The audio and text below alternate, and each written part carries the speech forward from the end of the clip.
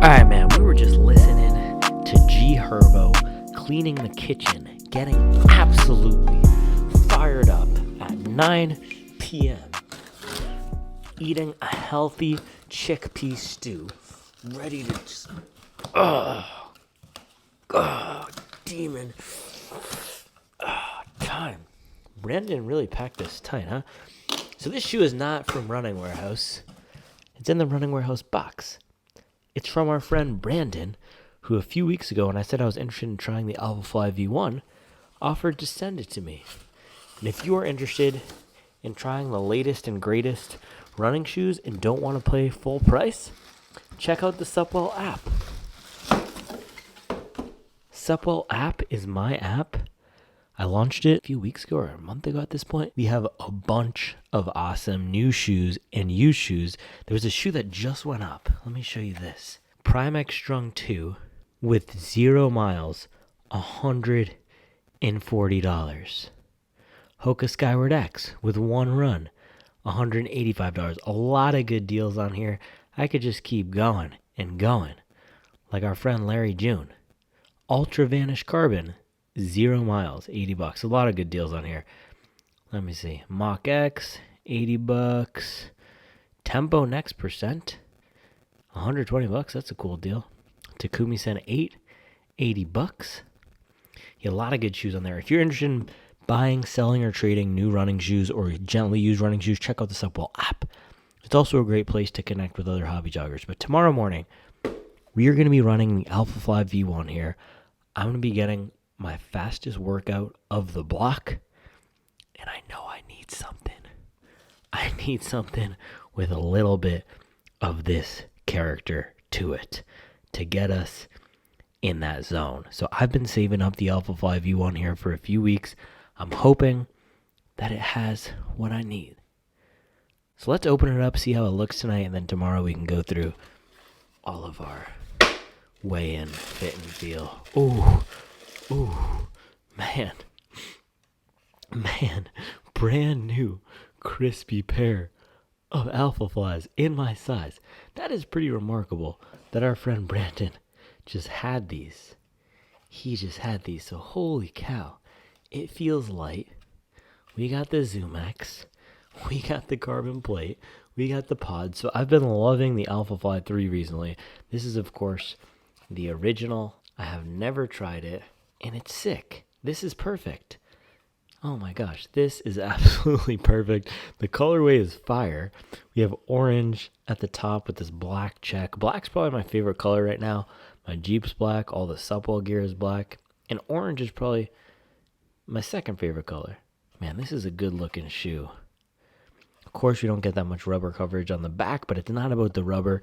It is all about these Zoom Air units. And there's complaints that in the Alphafly 2, they kind of neutered the spirit of the shoe, and a lot of the elites, like Connor Mantz, he actually still trains and even races. I'm pretty sure Connor Mantz ran the last marathon in the shoe, not the Olympics, but the Olympic trials in this shoe. So it's such a loved shoe. It's iconic. It's legendary.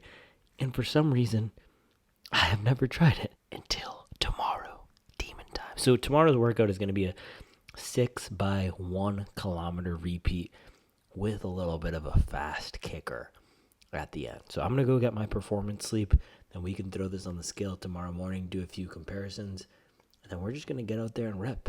It's Chicago Marathon training season. We're getting into it. We are in the thick of it. We're going to keep grinding. We are going to keep grinding. So I'll see you in the morning.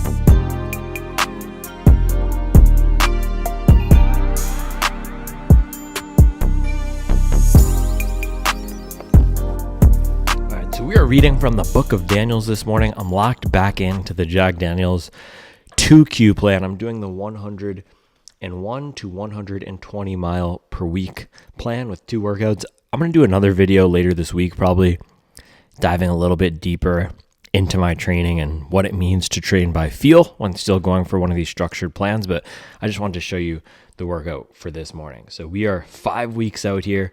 We're doing the second session of the week, 6 miles at a relaxed pace. And then we're doing 6 kilometer repeats with a 2-minute jog in between.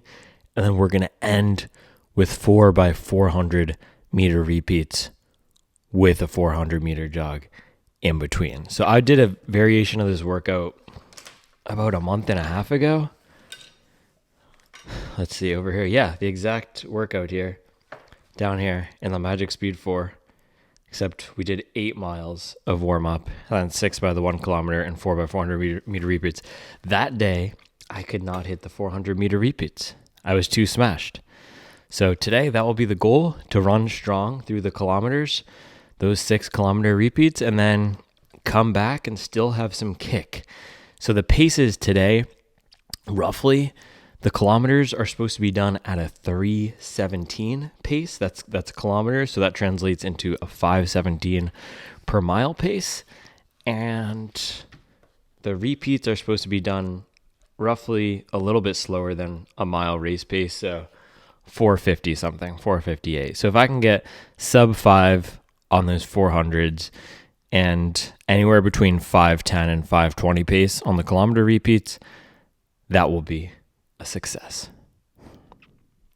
So yeah, this is the last big speed session. I skipped a few of these weeks here and just kind of went off script and did my own thing because I got sick, and then I was just trying to get my legs back under me coming off of that. I wasn't hugely sick, but kind of just derailed my training for a little bit there. So I haven't done any of these interval sessions in a while. I've been doing a lot of race pace training. So anything near threshold or target marathon pace, anything between 5:30 and 6:20 right now for me feels not easy to hit, but I'm comfortable with that pace. I haven't worked a lot of 450 to 5:30 pace. So that will be a little bit different and challenging this morning. And that's why we're going for a fun shoe. And you don't need to buy a $300 dead stock shoe to do a speed workout. I feel like I need to give this disclaimer. You don't need a specialized shoe, but I just had it sitting around, so I thought this would be a fun opportunity to take it out for our fastest workout of the block. Should we go grab it? Do a little weigh-in? Why don't we do that?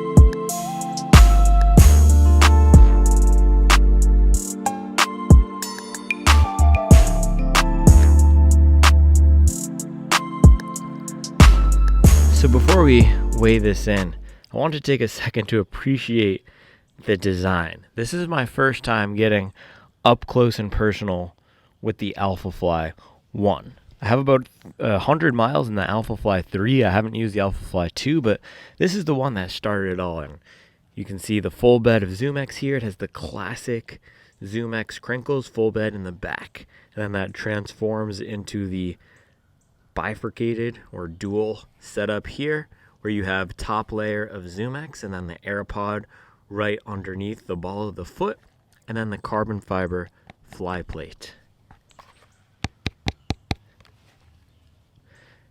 This is the shoe that started it all, and it's really cool to get up close and personal with it, see all the design quirks, see the little hole in the front, see what they have with the split. I don't know why I said bifurcated. That was an unnecessarily large multisyllabic word that wasn't actually the right word, but it's split here where you have the front and then a gap, whereas in the Alphafly 3 they closed that up.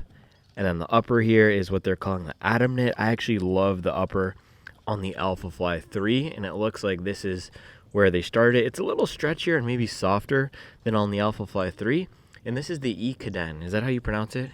Ikaden colorway. See that? It's giving me some big Mufasa Lion King vibes. This is the R.I.P. Mufasa shoe. It's complete flames, this colorway. But then another thing I noticed is in the back here, you have this little racer tail, and this is what Nike did across this whole generation of shoes. So Tempo Next Percent had it, Vaporfly 2 had it. Let me go grab that.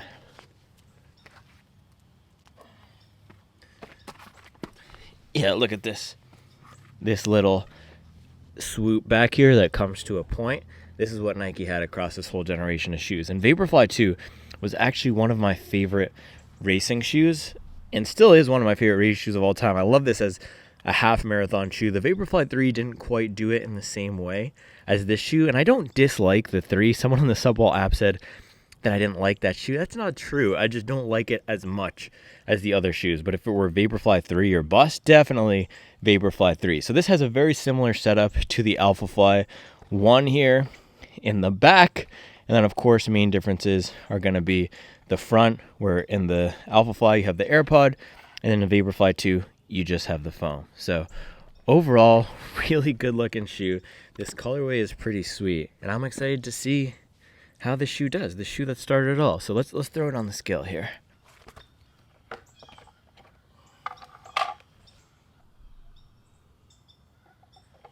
All right, Alphafly 3 coming in at 234 grams. Let's compare that to the current generation of the Alphafly 3. Did I just say Alphafly 3? The yellow is the Alphafly 1. This one comes in at 223 grams. Okay, that's interesting. So they've lightened it up only 10 grams across these generations. And looking at them side by side, there's not a whole lot of difference in the spirit and construction of the shoe. But the main thing is, in the 3, they're talking a lot about widening out the base to add more stability. And you can see, just from the design of it, they're really putting emphasis on that width.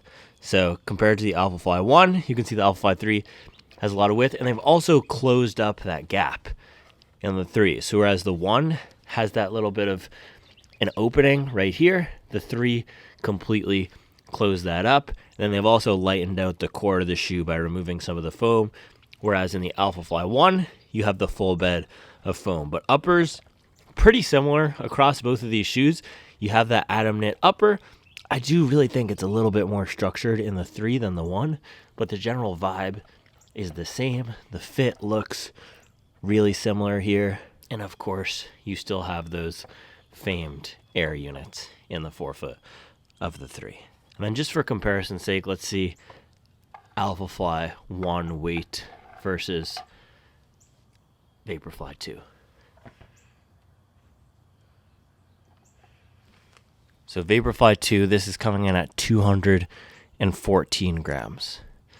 So about 20 grams lighter than the Alphafly. And let's throw the other Alphafly 1 on to get a little QA check here. 234. So look at that. Exactly the same weight. Exactly the same weight. And that's good. That means Nike is putting in the work to make sure that these shoes are high quality, because it is their most expensive shoe. Was their most expensive shoe. And this thing has aged so well.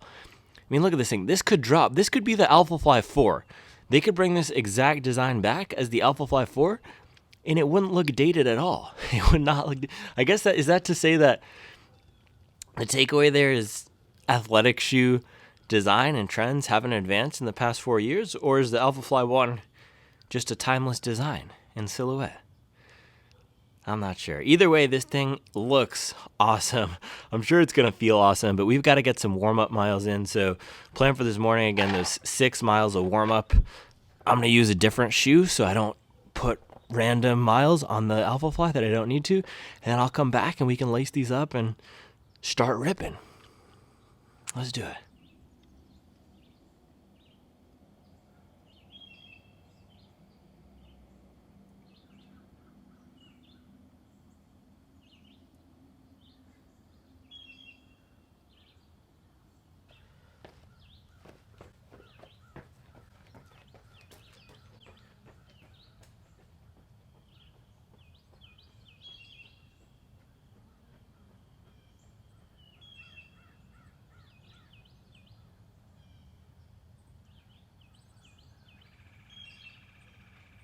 All right, warm up in the books. Let's see. I was not feeling it for most of that, and then I hit the last hill hard. Yeah, average 7:28 pace. I hit the last hill hard. 6:58 pace on it, and I'm feeling a little bit better. So we're going to give this a shot. I'm just feeling a little bit hazy and off this morning, but sometimes some mileage and pace get the vibes right. So let's see. I'm going to take this Morton gel. I did not eat enough for breakfast, so take this little gel, wash it down with some water, and then we can go. Man, K-Trap said, I stopped rapping and re-offended. You know when the trap needs mending. Too much mix in the brizzy. You know when the pack needs blending, man. Shout out K-Trap, and shout out to all my blokes in the UK putting in work, man. UK drill, the most underrated genre of rap music. That's what's getting us going this morning, K-Trap. So stepping in here, man, Alphafly V1. This thing was infamous for the midfoot arch, and I can feel that midfoot arch right away. I can feel it poking out. I can feel it poking up right in the middle of my foot. So you guys were not lying. We got a midfoot arch, but it's fine. You weren't lying, but we're going to be flying. So it does not matter. I'm just going to be up on my toes. What is that? Is that a slug?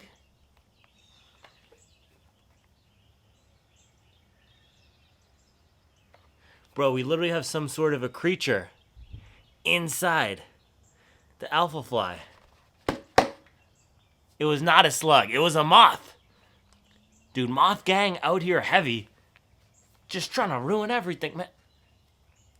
Bro, I swear, I've been getting attacked by moths every other day in the past week. It's complete disrespect. If you see a moth, clap them.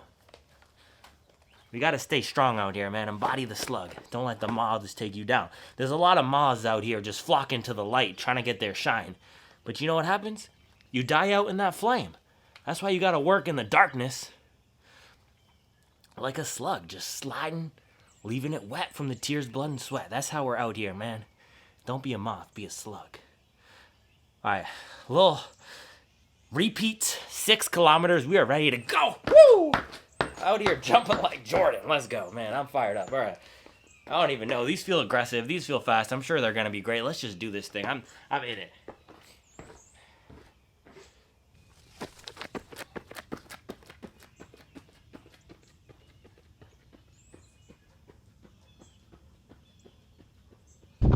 Woo! All right, man. We are moving and grooving. Early overreaction. Very similar to the Alphafly 3. If a touch less refined. It feels more aggressive. It feels more raw. But it encourages me to clomp down right at the front. Grip and rip. And man, is this midfoot arch uncomfortable. Feels like there's a golf ball right in the center of my foot. Holy cow. Especially when walking for the minute or so before I started running. Not comfortable. We have some pace to hit. We're just gonna bang it early. We got our warm up in. So first set, here we come. All right, first one, 3:22 or a 5:23 pace. So a 5-second miss. Feels like I can't quite get the legs popping today. I felt like this on the warm-up too.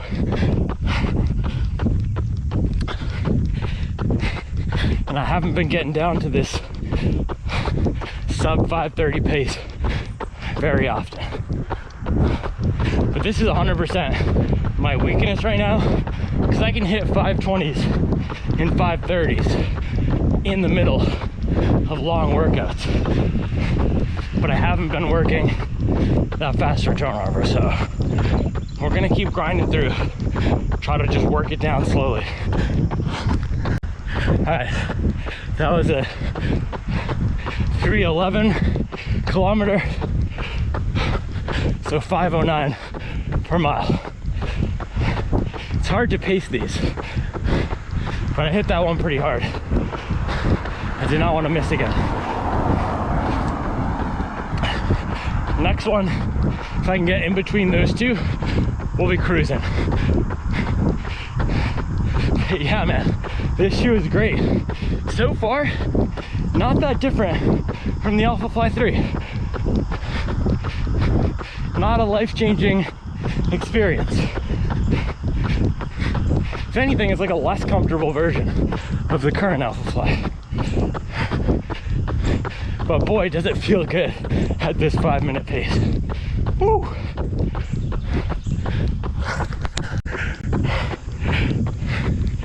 $3:16 for a 5:15 pace.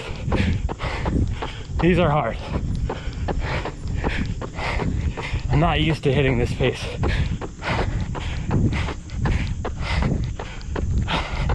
Just gotta grind it out.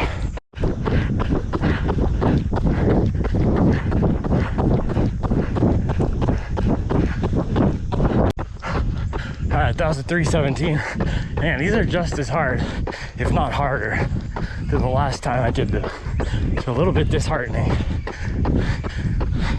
because I feel like my fitness is in a much better place, but I haven't been running these paces, so they're still hard. 2 more to go.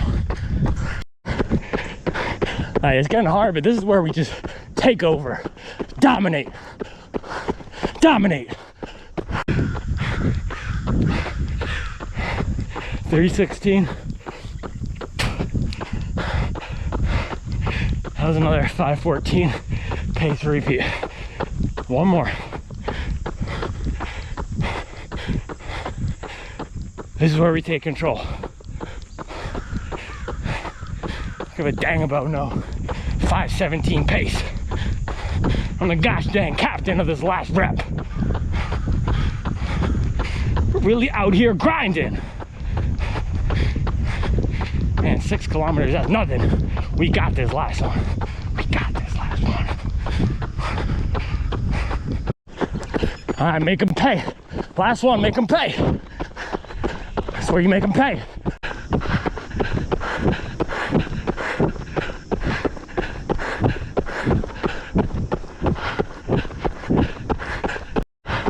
Make them pay.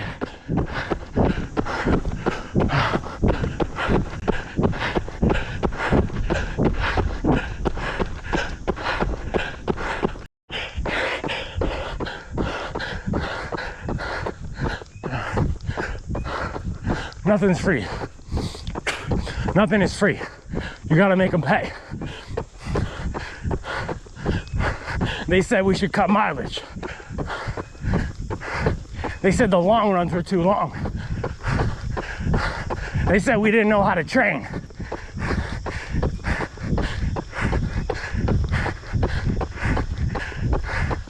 They said the vibes were fake. Man, make them pay. That was a 3:14, 5:12 pace.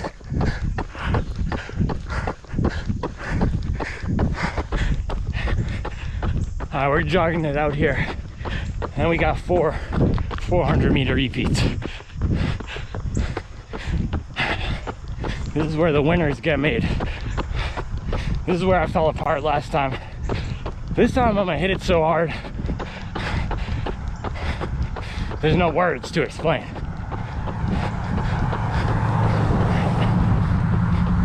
In the words of Boldy James, no punchlines, no cute stuff. When I press play, my hitters really mute stuff.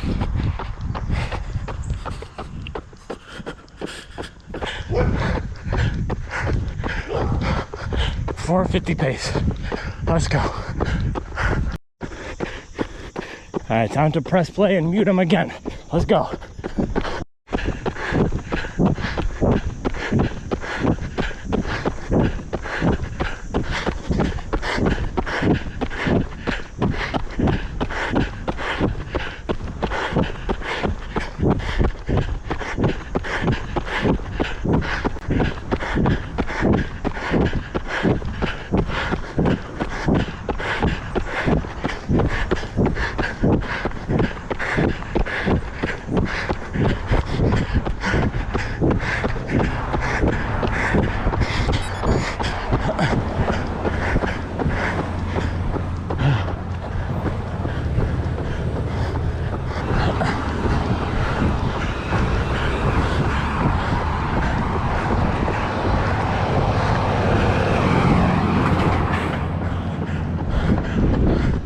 4:54 pace. We gotta dig. We gotta dig. There are no moral victories today. No moral victories. The 400s don't care how much sleep you got. The 400s don't care what you had for breakfast. The 400s don't care what shoe you have on your foot. All the 400s care about is that you put them in their place. That you hit them at the right pace. 2 more. Let's go. Alright, that was a 1:17, 5:03 pace. That's a 4-second miss. It's disgusting. Last one.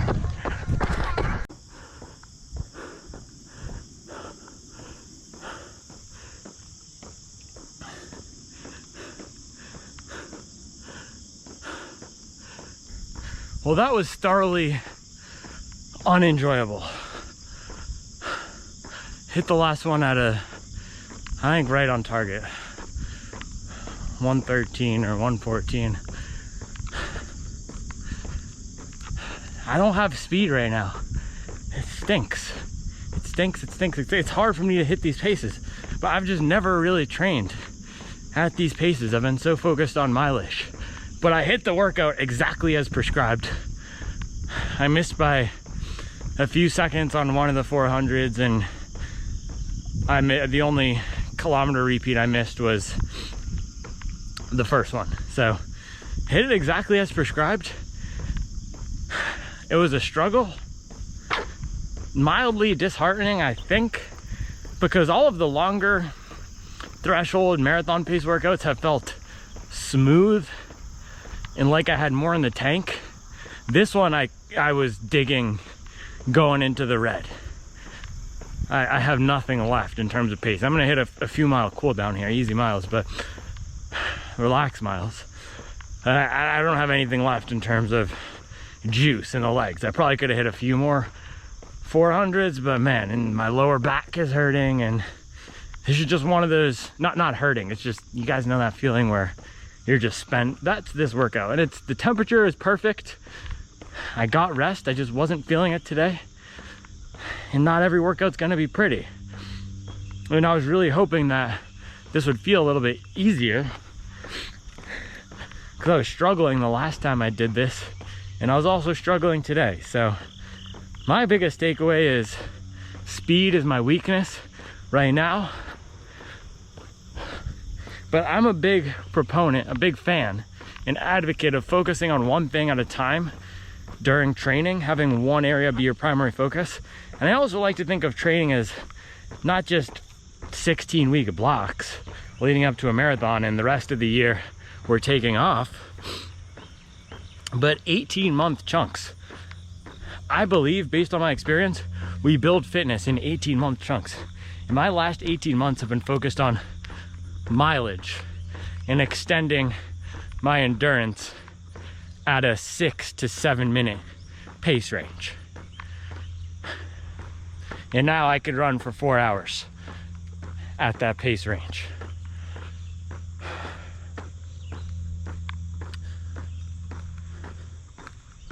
Maybe next year we'll be focused on the 5 to 6 minute pace range and the specific endurance there, but that's not what I've been focused on. So that's why this was challenging. But we did it, and that's what matters. And this will be hopefully a confidence building workout that I can look back on and say, man, I did that. But it really is wild. 520s and 530s feel so much different than 5-teens. The difference between a 515 and a 525 for me right now is huge. 525, when I'm really pushing, I can hit a 525 mile in the middle of any run. But a 515, I'm digging. So that's my area that I need to work on. But we got it done.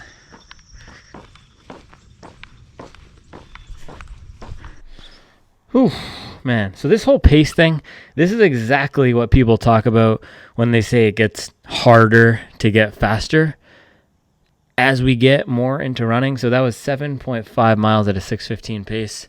but the pace doesn't matter. It's more the pace of our reps. But it's a lot easier to go from a 7:10 pace to a 6:50 pace in workouts than it is to go from a 5:40 to a 5:20 or a 5:30 from 5:10. That's what I'm realizing. This is going to be the new threshold for me. And I'm not talking about a lactate threshold or anything like that, but in terms of a ceiling. And look at that. We have a little yellow from the Alphafly rubbing off.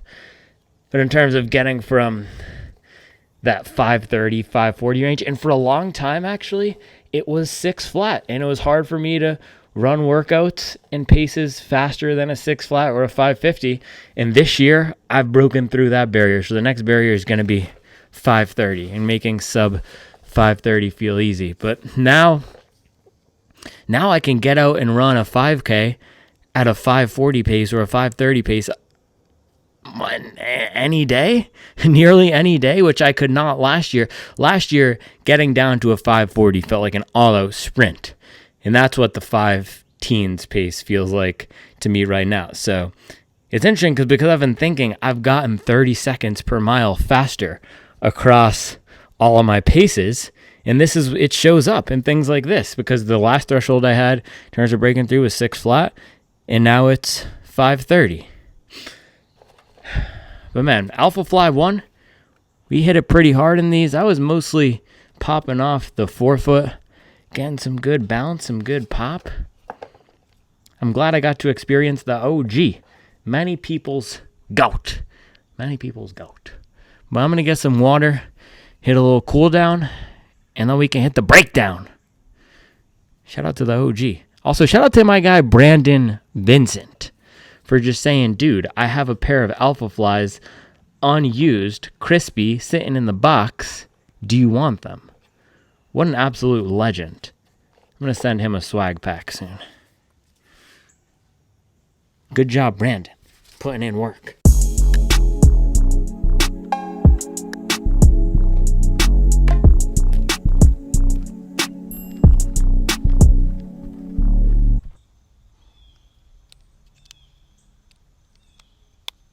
They thought we were getting sweet. They thought we were getting sweet because I was in the mountains enjoying the vistas. They thought we were getting sweet because we were listening to Larry June, staying healthy with the family. They thought we were getting sweet because we trained by vibes. Ain't nothing sweet but the Morton.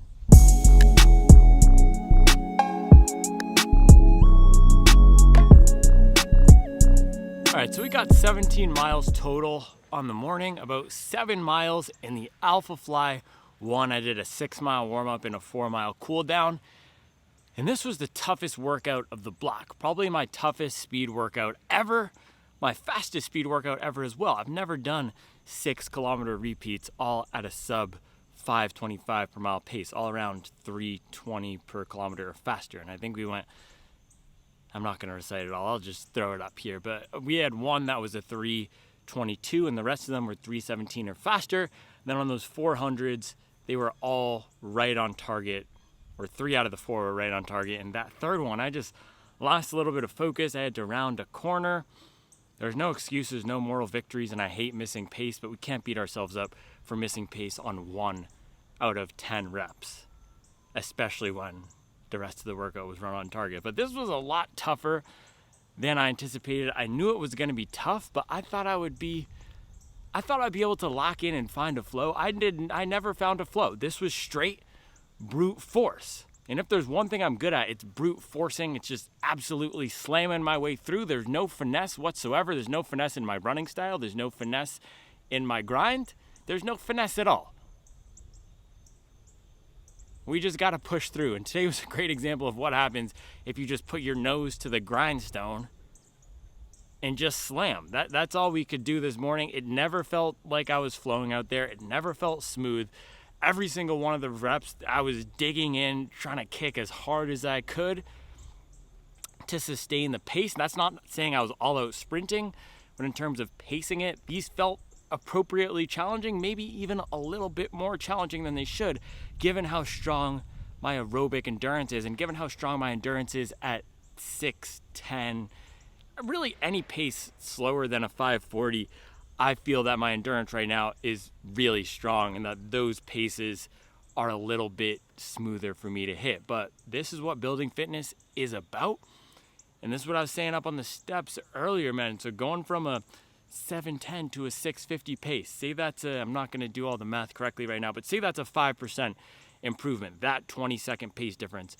Doing the same 20-second pace difference, thinking about the time, going from a 5:40 to a 5:20, that's, say, a 15% difference. So as we get faster and as those numbers become smaller, taking the same number of time off of our mile, 20 seconds, that's a much larger percentage increase when we're in the 5s and 4s than it is when we're in the 8s and the 10s. So if you're going from a 10:30 marathon pace to a 10, again, maybe that's a 5% improvement. Maybe I'll throw up the actual percentages here because I can't do it off the top of my head. This is why I didn't go work at McKinsey.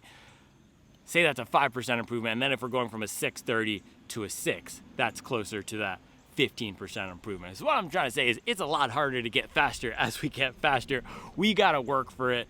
And if we want a 15% improvement, that's going to be a smaller time increase. So regardless of the math, this is not a math channel. This is not a science channel. What do I look like, Neil deGrasse Tyson? No, it's not. That's not what we're doing here. This was a tough workout. Alphafly 1, I picked this because I knew this was going to be a tough workout. I almost went for another low stack, non-carbon plated shoe, but we had to go to Carbon County today. I'm glad I did. And this is what I've been saying about the race shoes, especially as you're getting down into the low 7s, 6s, and 5s. I really think using these shoes for workouts it's so helpful. It's such a confidence booster. I don't care about I'm not going to do this workout in the More V5 just so I can feel better on race day. It's gimmicky to me. There's this whole idea of why don't we train in heavier, slower shoes so we're faster on race day? That's such a gimmick to me. I just want to feel fast during training. I want to feel confident during training so that on race day, I feel fast and confident. I don't need to trick myself into running into heavier shoes. And say I did put on the More V5 or the Puma Deviate Nitro or the Brooks Ghost Hyperion Max 2, any non-carbon plated shoe, and I missed on the paces today and I was just barely hitting it in the Alphafly, I would have felt a lot worse. And I still don't feel great about that performance. I wish I could have taken a few seconds off some of those reps, but I hit it right as prescribed. We didn't need to be a hero. I'm right at that VDOT number 62. I've been crushing every single Jack Daniels workout right at that VDOT number 62. Bro, they told me I should lower my VDOT number. They told me I should cut the mileage. They told me the long runs were too long. They thought we were getting sweet, but we were cranking out a 62 VDOT. Absolutely tearing the top off the tarmac, man. Don't let them talk to you like that. Don't let them tell you to lower your VDOT number. If they tell you to lower your VDOT number, execute the paces at the VDOT number that you feel you're at. And don't say a dang thing. Real G's move in silence like gnocchi. Embody the slug. If I had missed paces today in some other shoe because I was trying to play mental games, talking about running in a heavier shoe for training, I would have felt terrible. That's why we use the Carbon County. That's why I'm using these shoes. I want to feel fast. I want to dig and I want to get rewarded for grinding. That is not an easy session. This is not a walk in the park. I did a 20-mile day yesterday. I'm in the middle of another 100 to 110 mile week. We're grinding, and that's what these shoes are designed for. When we are reaching to the highest levels of our capability, these carbon-plated shoes, whether it's the Alphafly 1, the Puma Deviate Elite 3, the Saucony Endorphin Elite, the Nike Vaporfly, whatever it is, these types of shoes are designed for the exact workout I did, especially as we're getting into the 6s and 5s. So how did this do compared to the 2024 shoes? I know that's the main question a lot of you are going to want to hear me answer. So this felt exactly as I anticipated. It felt awesome for getting down to the 5 flat pace. It was bouncy off the forefoot. It was appropriately aggressive. It gave me the speed assistance. And like I was saying, I don't think I would have been able to hit some of the same paces in a non-plated shoe.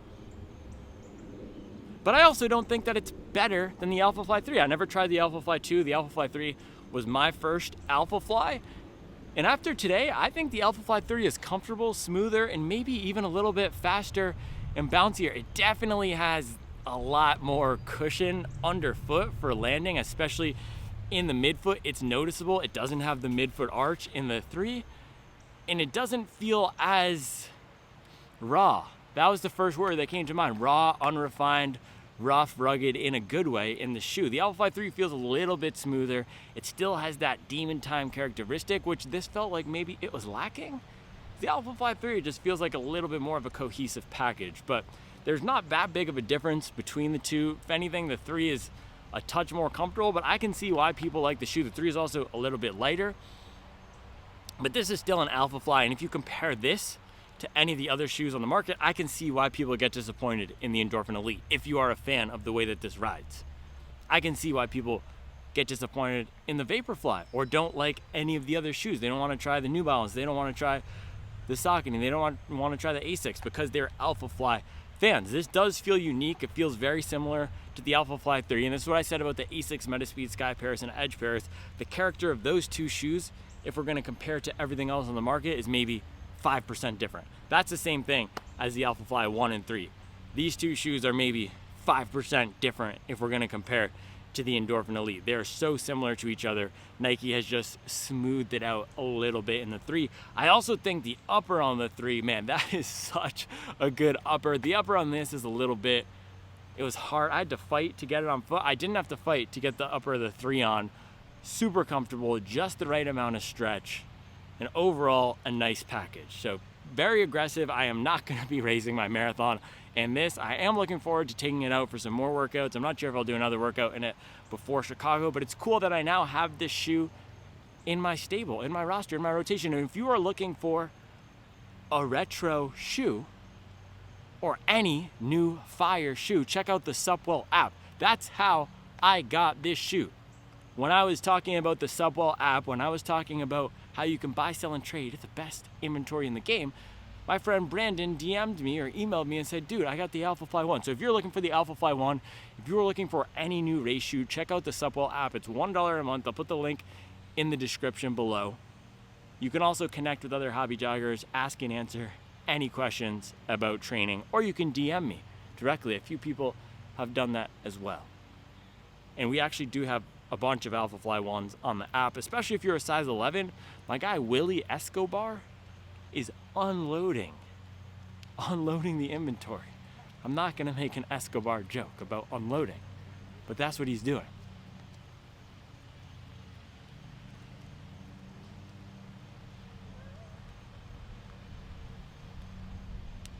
They're putting in the work. Oh gosh, you already know who it is, man. We have to give him the respect.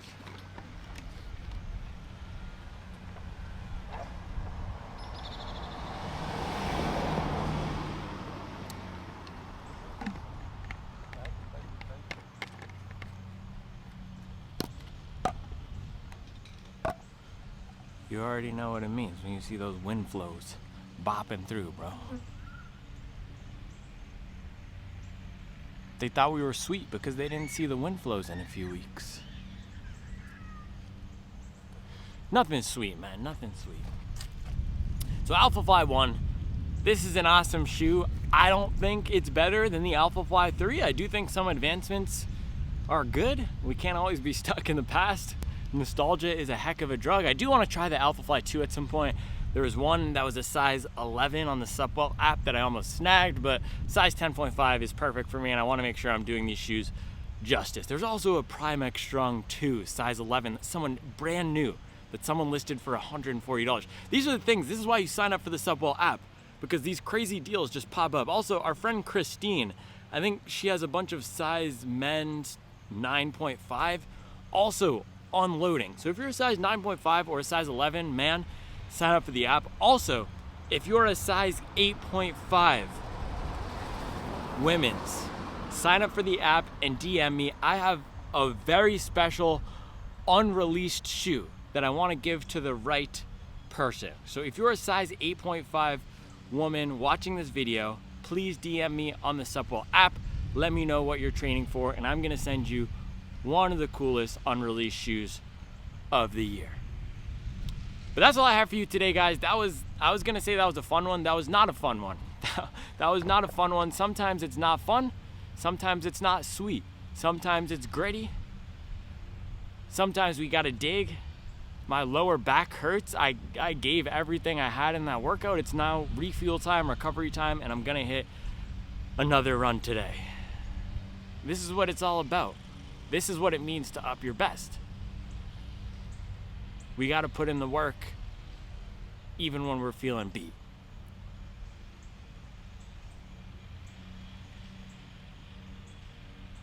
Still feel like they're sleeping on me, man. They're not gonna be sleeping on us soon. I'll be back tomorrow with another video.